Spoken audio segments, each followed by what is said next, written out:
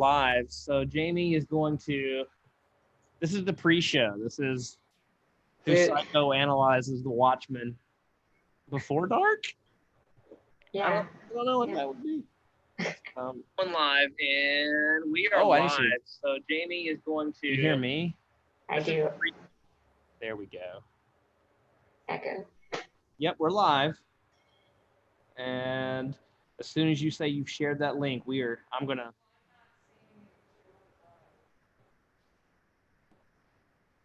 You know what? We'll do this first. How have y'all been? Y'all surviving during COVID? We are. I'm baking a lot. Yeah. What have you baked recently? I made my mother-in-law a chocolate ganache and raspberry pie. Ooh. Yep. I want to be your mother-in-law. Right.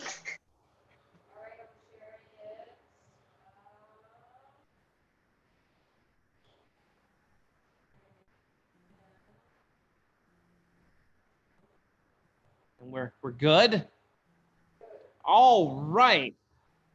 Infinite Realities, the stay-at-home con. This is what, day three, and I have been looking forward to this one since we first announced it.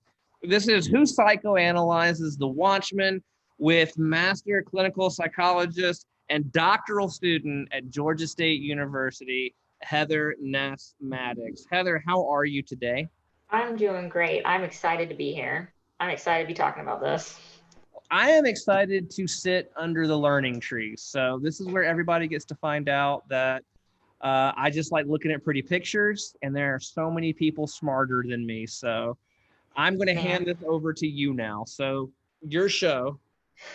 So because with this whole COVID quarantine thing, and I think we're doing what a lot of folks are doing, and binging some new shows. And thank God that HBO was like, you know what, here, have a month free. So we got to go onto HBO and watch some shows that we've been wanting to watch for a while. And my top one was the Watchmen series. Okay. And for one, I wanted to because it was a superhero show. And two, I had some people who had already seen it, and they were like, what are you doing watching anything else? I need you to watch this and like tell me everything that you think about it. So I went into it with my little notebook that I watch superhero movies with. And first of all, I'm in love with the show. I love the show. And I was like, I have to talk about it. And fortunately, you gave me the platform to do it. What I kind of wanted to talk about with you, Chris, was kind of one of the main themes that the show has. The series, to me, asks the question, what's the difference between, kind of broadly, between heroes and villains? And the villains and heroes that they kind of mix together. And then they're asking, what's the difference between these groups? They are showing the KKK, they're showing the police, they're showing vigilantes. So what makes them different from each other? And to answer that, I think they show how they're similar. And the way that they're similar is a mask. Okay. So in the show, every police officer wears a mask to cover up, their face so that they can stay protected against people who would harm a police officer. The main thing with a vigilante or a superhero, that they're wearing a mask to hide their identity. And then the show shows a lot with the KKK, Cyclops, the Cavalry, whatever it is that they wanted to call them. They all wear that hood.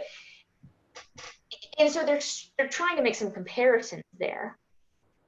And part of what I started thinking about is, okay, what does a mask do?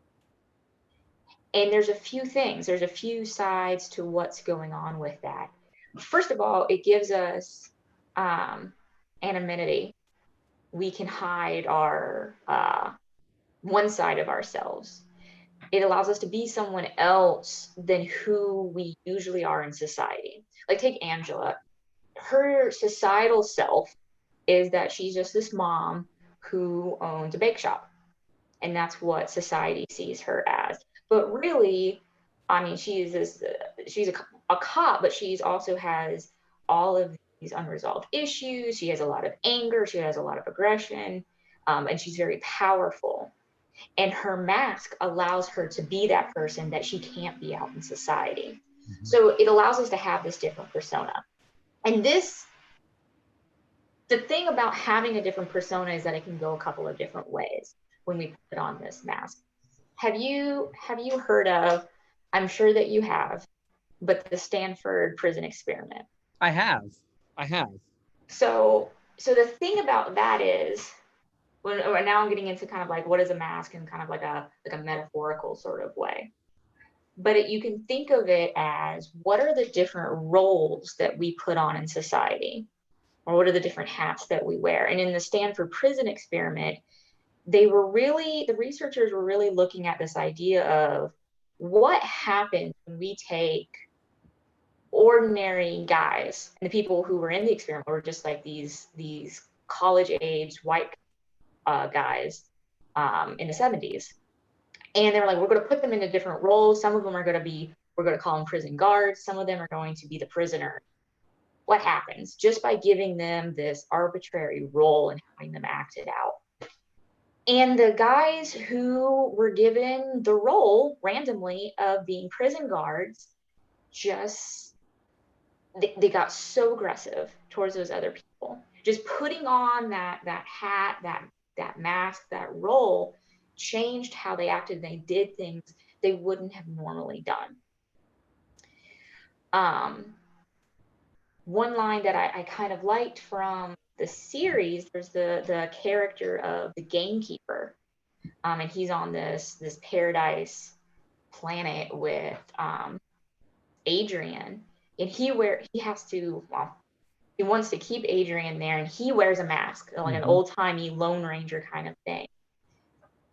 And he has to, the mask makes him cruel in order to be a better warden, or maybe a possible villain, although not a good one, for Adrian. So just putting on this mask itself could change the way that person acts. So going back to the Stanford prison experiment, just putting on this role, and they got to wear like, those cop glasses, the aviator glasses. They got to carry around their nightsticks, different things like that. Giving them these different things made these ordinary guys who you could have been friends with at college, it made them act cruel. And it's because of, what people were getting at with this, it's because of the social expectations. Like, this is how we think we're supposed to act in this job. So it sounds like the mask is, you're formally becoming the role at that point. Yes. Okay. Absolutely. And so in the show, a cop will put on their mask, but and that's not what cops do in real life. But in real life, they put on the uniform and they put on the badge. And part of, I think, what they were getting at with the show was the danger of what could those social expectations be that you think you need to fulfill as a cop. And so it can go a couple of different ways. So like sometimes we put on, cosplayers know this. If you put on your costume and you kind of are you have your mask on and you're in your costume, you don't actually become that character that you're cosplaying, but don't you feel a little bit different? You put on the mask, you could feel braver, you could feel a little bit more self-confident, you could feel just a little, maybe like some of your, if you're a shy person, you might put it on and you're you're doing things at cons that, you know, because you're in this cosplay, maybe you wouldn't normally do. And that's cool. That's a really awesome thing. So I guess where I'm going at, it's not necessarily a bad thing when we put on these social roles, but it's kind of goes back to what do we as society say those social roles should be? So, for example, this kind of goes back to this one. He was a student of Freud, Carl Jung. He said everyone wears a mask all the time. It's our persona. It's what we show to the world, and it keeps society from seeing sometimes like our darker selves. Um, and sometimes that can be a good thing. You know, we show our persona to society, and that's how we function. We all get along together, and we're all really polite and things. We could put on a mask, um, maybe to hide our hurt, which is something that Angela did in the show. Um, I think it was Lori. She was saying to Angela, um, or Angela was saying, you know, I wear my mask to protect myself, and Lori was like, right, from the trauma. And it got me thinking, like sometimes we put on a mask when we're hurting, but we make out like we're all okay. Mm-hmm. And sometimes that helps You us put to on a function. brave face. You put on a brave face, but you know, maybe that helps you go to work. Maybe that helps you just get through your day until you can get to a place where you can take that mask off. The trick is taking it off and then working through the healing, but sometimes wearing that mask is a good thing. It depends on what the function is for it. So it's kind of like, well, we have these different roles in our society, and that's a good thing. We have to have these different roles in our society, but what do we expect from them? So that when someone puts on um, that role, when they put on that hat, the badge, and the uniform or whatever, how are we expecting them to perform? Because that expectation is going to have a lot of influence over what they do. What about Lori? I know in Watchmen, the Alan Moore, Dave Gibbons work, she wears a mask, or at one point did, but in the series, she's one of the few law enforcement officers who does not wear a mask. Is Right. her mask not as obvious then? So I don't know if they had like different rules for, I wasn't really sure. Like maybe the FBI didn't follow the cop Yeah, I rules. think it was just Oklahoma, they I said. thought I It was think passed so. just for that state. Yeah. So the thing about Lori is that she's very disillusioned with it, with the whole vigilante wearing the mask thing.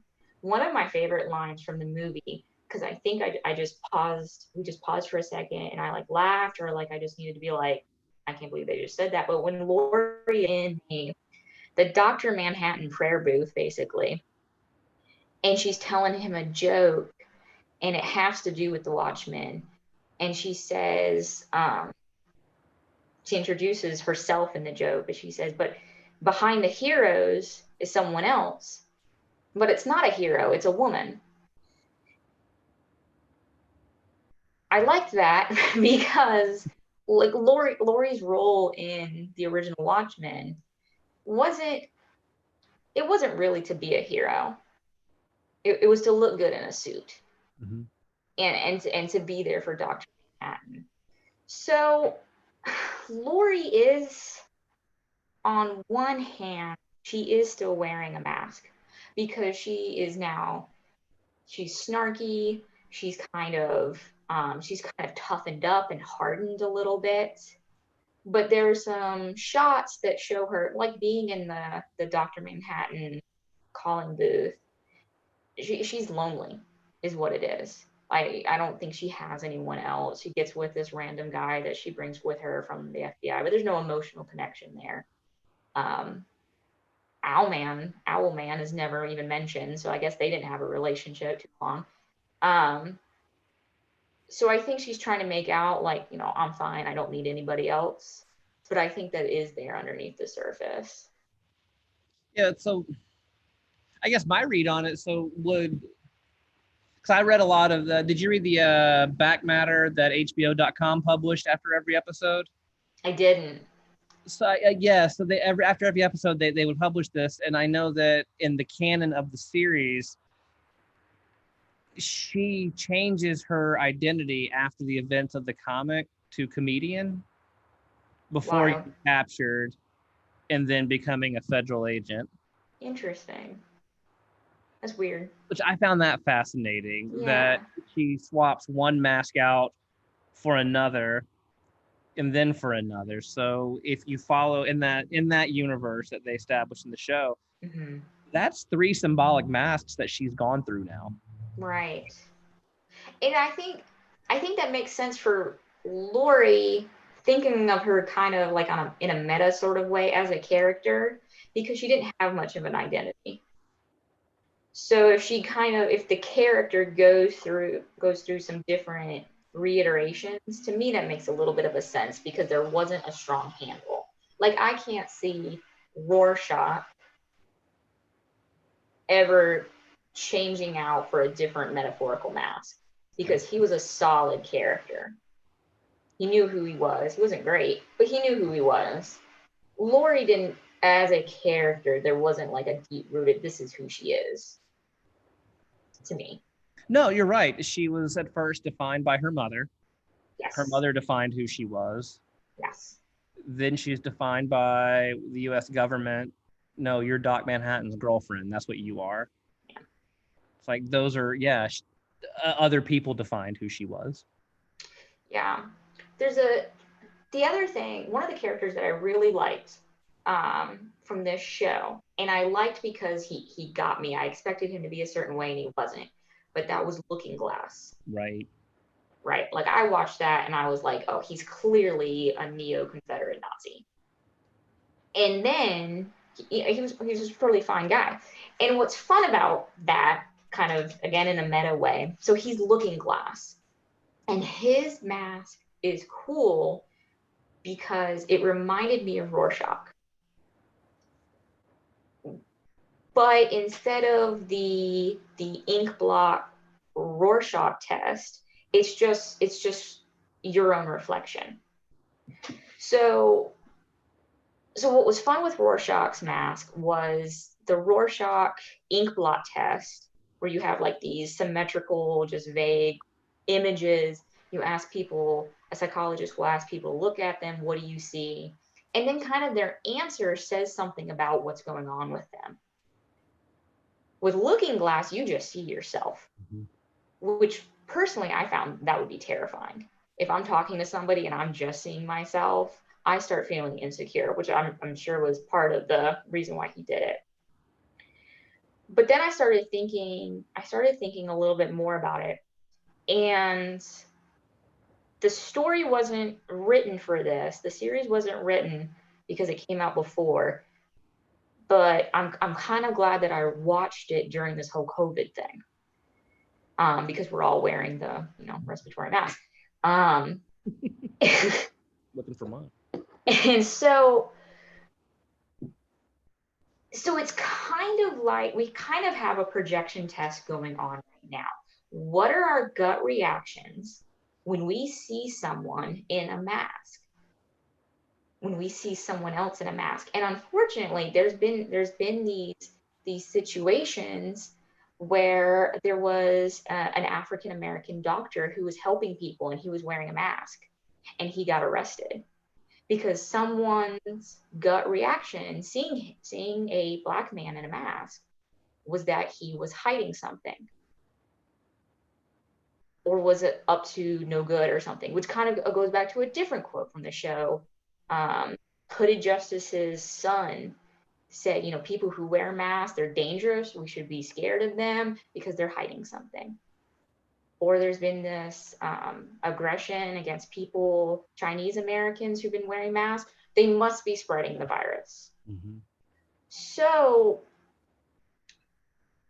with a projection test where you're looking at this image, it's not about what is right, like what the image actually is. It's about what you think about it. So what you see says more about yourself than what you're looking at. So it's not about the African American doctor who was wearing a mask and what was real. It's not about the other people wearing masks. It's about when you see someone else and this is your gut reaction to it. It says something, it says more about you than about them. And so if you're looking at Looking Glass and you're seeing yourself, or you see whatever kind of image as you're in that, maybe that interrogation pod, your reaction is what's important. That's what says things about you. Does that make sense? No, it makes total sense. And I'm also, so there's two conflicting interpretations then. If I'm wearing the mask, there's what I think the mask is projecting to you. But that Yes. must be in direct opposition of what you're interpreting the mask to be. Yes, absolutely. It could be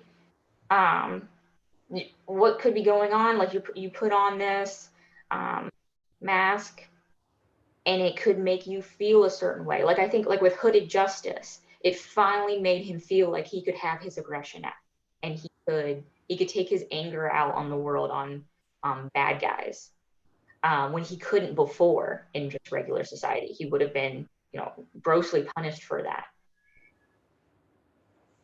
And somehow other people looked at him wearing this black hood that Klans people did use, and having the noose around his neck, and they saw a white guy who was being a hero. It's interesting. It's not necessarily what is true. It's what do you think that you see. Right. Yeah. What I thought was also kind of interesting, and I don't know if you caught this, but so the Calvary take on Rorschach's mask, right? And they talk about him in his journal, and so they're kind of like putting him up on a pedestal. At a certain point in the show, though, when you kind of connect the whole Cyclops thing to the Calvary now, they show the Cyclops eye symbol, but the eye it's Ozymandias's bites. Yeah, symbol off of his breastplate. I did not notice that. Around it is Dr. Manhattan's atom from his yeah. So this whole Cyclops symbol, they're putting Rorschach up on a pedestal, but very casually, the creators of the show also are like, they're putting all of the vigilantes up on. So they're kind of asking us to question, what is your definition of a hero? And they do that from the very beginning, because Angela's hero is the chief of police. That's her friend. But then she finds out stuff about him, like, I can't believe, this was my friend. This was the person that she looked up to. But then it gets like, she doesn't know she can't put him in a clear-cut box of good or bad. But she's not in a clear-cut box either, because she puts on the mask. She beats confessions out of people. Like, she does in that mask that are not good and not okay. Right. And same thing with Hooded Justice. And this does go back to and like I'm on his side pretty much all the time, because I'm like, this guy had like the worst, and he kept getting duped by people who pretended to care about him. But in the graphic novel, and he stopped the comedian assaulting the original Spectre, but he wasn't nice to her. No. He was very victim blaming in the moment. He tells her, cover yourself. Yeah. So still not a cool dude. He wasn't there for his son. Who knows what he was doing in between the time where he was being Hooded Justice and then he shows up in the show. I guess being obsessive, but like, and like he has, for good reason, this vendetta against Cyclops. But then he uses their own methods against the chief of police. So you do start getting into these murky areas of, well, if he uses the same methods that they do, is he just as bad as them? If Angela beats the crap out of people to get confessions, how is she a better person? And it's murky, and I think that's what they wanted. We try to have these clear cut boxes of good guy, bad guy, hero, villain, but it asks us to break those down. And again, it kind of goes back to, like, what are our social expectations of people that we put onto others. Well, and I think I was one of those people. I've talked to you about this, that I was initially against the existence of the show. Yeah. Um, because I for whatever reason, yeah, I just didn't Yeah. think the Watchmen needed a sequel. But what hooked me was they thematically got it, because Yeah. the Watchmen graphic novel is complicated, and people do complicated things that are murky. So that's why I liked it, and I think, like good literature, you can see real life reflected in that. Yeah. One thing that this is getting away from the idea of a mask, but one thing that I really liked, and you know, like what I'm doing, what my research interest in, it's stories. I want to know, how we understand stories. What do stories mean? And throughout the throughout the show, and you see Adrian on this paradise planet area with these clones, and at one point the gamekeeper, is talking about his creator, Dr. Manhattan, and he's like, why isn't heaven good enough? His father, his creator, just took off and left. And then Adrian is on trial. And to me, it was like, if humans were able to put God on trial, this is what it would look like. And I bet I bet he wouldn't say anything either. He would probably just like I don't have to explain myself. And there's no answer to the question for the gamekeeper why heaven wasn't good enough. That's never settled for him. And it's never settled why a creator would create this whole paradise and leave it, and all of these different things. But if we kind of take a step back, people have these questions, these universal quandaries, whether or not it has to do with anxiety or just big questions about life and death and whatever, and whatever, that we can't answer. Like, we try to really hard to answer them, but there's no definitive answer. And what I like about Watchmen and what I like about stories is that I think stories are how we make sense of the world. And so it made me think, like, the people who came up with the Watchmen series, they're putting in these very relatable, universal questions of what is good, who can I trust, maybe questions about life and death, questions about religion or whatever, but they're using stories and superheroes in these bonkers situations that we come up with this guy throwing squids onto a whole town. We come up with these crazy stories, but they're crazy because that lets us work through these things. And so I mentioned Carl Jung with the idea of a mask, but he also came up with the idea of what's called the collective unconscious. And it's just these human universal experiences and anxieties that we go through. And he says that they keep coming up in our myths and our fairy tales. And I think they keep coming up in other stories as well. And we kind of see it a little bit better with superhero stories. It just, they help us figure out the world. And then you get into Joseph Campbell, where you tie these masks into the universal archetypes. And Exactly. my non-professional, because again, my credentials are zero. Man, I'm a student, Yeah, you college professor. You've been That's in it. true. That's true. It depends on what role I'm in, right? whether or not I give my cell phone credibility. Gosh, wow. No, but Psych, for who me, kind of psychoanalyzes herself? the beauty of the series, the beauty of the comic is that they use the mask, and the archetypes. They don't just invert them, because inverting them is easy. But they spin them into something new and manage to say something new about the archetypes that we've Yeah, seen before. yeah, I do think so.